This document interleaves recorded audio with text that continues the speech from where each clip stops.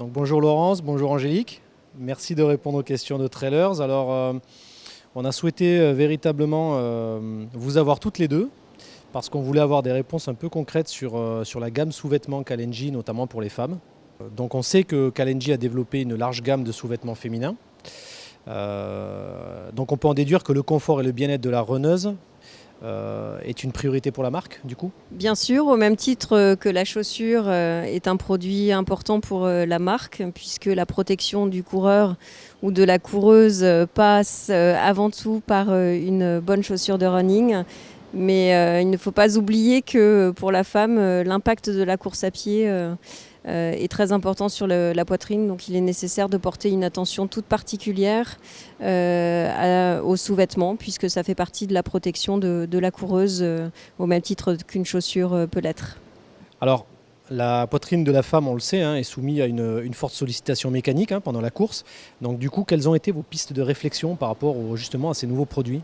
Alors oui, effectivement, elle est fortement sollicitée puisque on ne le sait pas assez, mais en fait, ça se mesure en jets.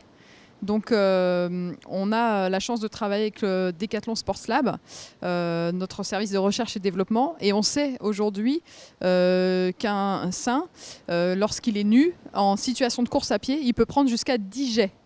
Voilà. Et grâce à nos sous-vêtements, en fait, on travaille pour faire en sorte que le sein en fait, puisse avoir un maintien évidemment adapté à la course à pied. Et on peut dire qu'aujourd'hui, grâce à un soutien-gorge adapté, on réduit cet impact par 2 au minimum afin de garantir le confort en pratique. Voilà. Et pour faire cela, donc on travaille effectivement avec le labo et on place des capteurs sur le sein qui mesurent le déplacement du sein donc, en situation de course à pied. Et bien sûr, évidemment, ensuite, on fait la même chose en usage sur le terrain avec des tests avec de nombreuses femmes jusqu'à des situations donc de tests en situation de marathon, voire de trail pour avoir effectivement de la pratique sur du long terme, en longue durée. Donc du coup, vous avez forcément des protocoles tests avec des athlètes, mais notamment aussi des testeuses qui peuvent être du commun des mortels, c'est-à-dire des gens qui vont être pas spécialement des gros coureurs, pour avoir un retour justement d'un peu tout le monde. Oui, tout à fait. On a un panel de testeuses qui est relativement large. Donc effectivement, de la coureuse, on va dire plutôt dite occasionnelle, qui a des besoins différents, jusqu'à la compétitrice. Et ce qui fait qu'aujourd'hui, on fait nos tests sur une durée minimum de 3 mois. Et évidemment, dans des conditions climatiques qui sont aussi très différentes, puisque souvent, une problématique au-delà du maintien, c'est les irritations qui apparaissent avec le temps de pratique, mais aussi la météo et les conditions surtout estivales au-delà de 20-25 degrés. Évidemment, l'excès de transpiration amène la problématique de l'irritation, puisque le frottement contre la peau devient parfois plus compliqué sur ces conditions-là. Donc ce qui est important, c'est évidemment le panel de testeuses qui est relativement large et également de bien couvrir l'ensemble des conditions météo, puisque on réagit différemment, la peau réagit différemment suivant ces conditions. D'accord, merci. Concernant la partie technique, donc vraiment rapport réellement au produit, quelles ont été les nouveautés de cette année 2016 que vous avez pu apporter sur ces vêtements, sur ces sous-vêtements? Alors cette année, donc, on a travaillé particulièrement la partie respirabilité, donc l'évacuation de la transpiration, pour être plus précise, et notamment c'est un process qu'on utilise sur beaucoup de produits, puisqu'on a la gamme soutien-gorge et la gamme brassière, on en parlera peut-être après, où on vient travailler soit des composants qui sont ultra légers, donc qui évacuent de par la matière la transpiration, ou parfois, comme sur celui-ci, donc des perforations dans la coque du produit pour faciliter vraiment l'évacuation de la transpiration et le séchage évidemment aussi des produits pour qu'on évite de prendre froid à ce niveau-là, qui est un endroit de transpiration excessive, notamment à l'entrecin. Voilà. Et bien sûr également notre nouveauté cette année, c'est la brassière avec cardio intégré. Donc où là, généralement pour une femme, quand on porte un soutien-gorge, mais qu'en plus on a envie de s'entraîner avec un cardio-fréquence-mètre, ça devient compliqué dès lors qu'il faut superposer la brassière et la ceinture cardio. Donc notre choix, bien sûr, ça a été de faciliter la vie de la coureuse, que ce soit pour les personnes qui veulent débuter la course à pied ou pour celles qui sont déjà utilisatrices, en insérant les électrodes à l'intérieur de l'élastique, donc qui est sous la poitrine, donc sur quelque chose qui est extrêmement plat, justement pour éviter les irritations. Et à l'extérieur, pour ceux qui sont déjà équipés, il suffit simplement de venir clipser un pod qui va envoyer les informations à la montre sur la fréquence cardiaque. Voilà. Et si on n'est pas équipé, on vend également les pods Bluetooth, donc qui sont vendus à l'unité, qui peuvent être appairés avec n'importe quelle marque, puisque c'est compatible avec quasiment 100% des marques du marché. Alors du coup, en regardant un petit peu tous ces produits, on peut s'apercevoir aisément qu'ils ne sont pas uniquement dédiés à la course à pied. Est-ce que, notamment on a vu avec l'émergence du football féminin ou le volleyball ou le basketball, est-ce que tous ces produits de sous-vêtements peuvent être adaptés justement à ces pratiques de sport qui sont un petit peu maintenant, qui reviennent beaucoup chez les femmes actuellement? Tout à fait. En fait, Kalenji a fait le choix de porter la responsabilité de développer une gamme de sous-vêtements de sport garantissant l'impact le plus élevé en fait. Donc on porte cette responsabilité parce que le running est un des sports prioritaires, mais pas que. Et vous avez raison de dire que l'ensemble des sports que les femmes pratiquent impactent de toute façon la poitrine. Donc les produits qu'on conçoit, on collabore aussi avec les autres marques de Decathlon pour faire en sorte qu'on puisse garantir que nos produits puissent être adaptés à la pratique du basketball, à la pratique de l'équitation aussi qui sollicite énormément la poitrine des femmes. Donc à partir du moment où ces produits sont validés par notre laboratoire de recherche et développement sur un niveau d'impact élevé, on est capable de lister l'ensemble des sports pour lesquels ces produits peuvent répondre aux attentes des femmes. Tout à fait.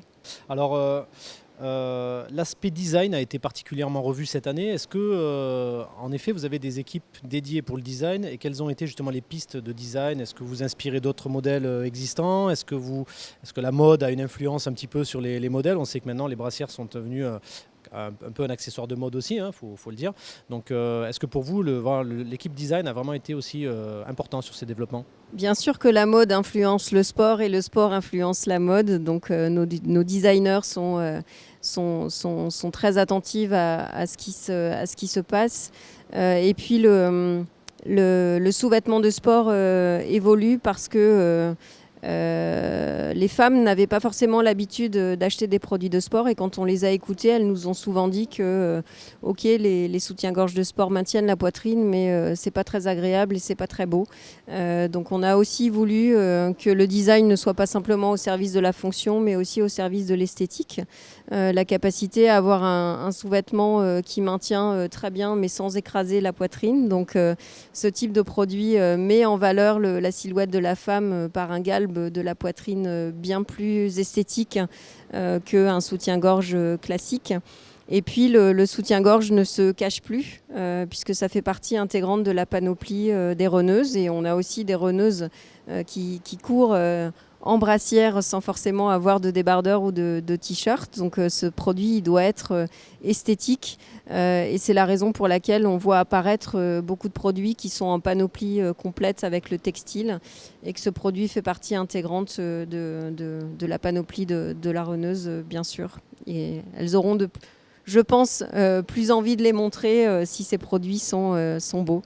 Donc en fait, ici à Sesimbra au Portugal, on a pu voir un petit peu la gamme 2016 de l'ensemble des produits Kalenji. On s'aperçoit quand même que vous êtes toujours, la priorité ça va être toujours de rester accessible au niveau des produits, au niveau prix, au niveau design et puis au niveau technicité. Quels conseils vous pourriez donner pour la femme qui de nos jours souhaiterait se mettre à la course à pied, notamment par rapport au bien-être et à la prévention au niveau de la poitrine et des dégâts que peut provoquer justement le fait de ne pas s'en occuper et de prendre ça un peu à la légère? C'est une excellente question puisqu'effectivement les femmes sont attachées à préserver la beauté de leur poitrine le plus longtemps possible et ce qui pourrait arriver si on ne choisit pas un sous-vêtement adapté à la pratique de la course à pied, ce serait effectivement le relâchement de la poitrine, entre autres. Et puis pour certaines qui ont un volume de poitrine importante, c'est là pour le coup des vraies douleurs. Du coup, clairement, ce qui est important quand on veut choisir son premier sous-vêtement et qu'on démarre la course à pied, c'est déjà de choisir un produit qui soit adapté vraiment à sa morphologie et d'avoir un taillant du coup qui lui correspond parfaitement. Donc pour ça, déjà, il y a deux types de sous-vêtements dans la gamme Kalenji. Donc on a ce qu'on appelle les brassières. Donc les brassières sont des produits qui s'enfilent par la tête et qui, la plupart du temps, n'ont pas de réglage, comme on peut le voir là, et qui sont plutôt adaptés aux petites et moyennes poitrines, on va dire du bonnet A à C, quoi. D'accord ? Et ensuite, on a dans la gamme des soutiens-gorge, donc on les appelle comme ça. Les soutiens-gorge, ils ont la particularité d'être totalement réglables. Donc là, on peut le voir. Donc les bretelles le sont, mais le dos l'est également avec ici 3 niveaux de réglage. Et donc là, on a un produit qui va être adapté plutôt aux poitrines. Bon, on peut parler aussi des petites, mais jusqu'aux poitrines généreuses, puisque chez Kalenji, sur certains produits, on monte jusqu'au bonnet F. Et donc là, autant ici, on parle en taillant textile, qui est un taillant moins précis, plus moyennisant. Et là, on est sur un taillant très précis qui correspond au bonnet de corsetterie que les femmes connaissent bien, puisque souvent, c'est aussi la taille qu'elles utilisent dans leur lingerie du quotidien. Voilà. De ce fait, elles peuvent régler, ajuster le sous-vêtement parfaitement à leur taille et du coup être très bien maintenues pour que leur poitrine soit préservée le plus longtemps possible. Et courir en tout confort également. Parfait, bah écoutez, pour nous c'est tout bon. Je crois qu'on a fait une bonne revue de tous ces produits qui sont quand même, le résultat de pas mal de travaux apparemment. Ça a pas mal été élaboré, donc du coup voilà, pour nous c'est terminé. Merci beaucoup d'avoir répondu à nos questions. C'était très gentil et puis voilà, et puis à une prochaine fois du coup. Merci. Au revoir. Au revoir.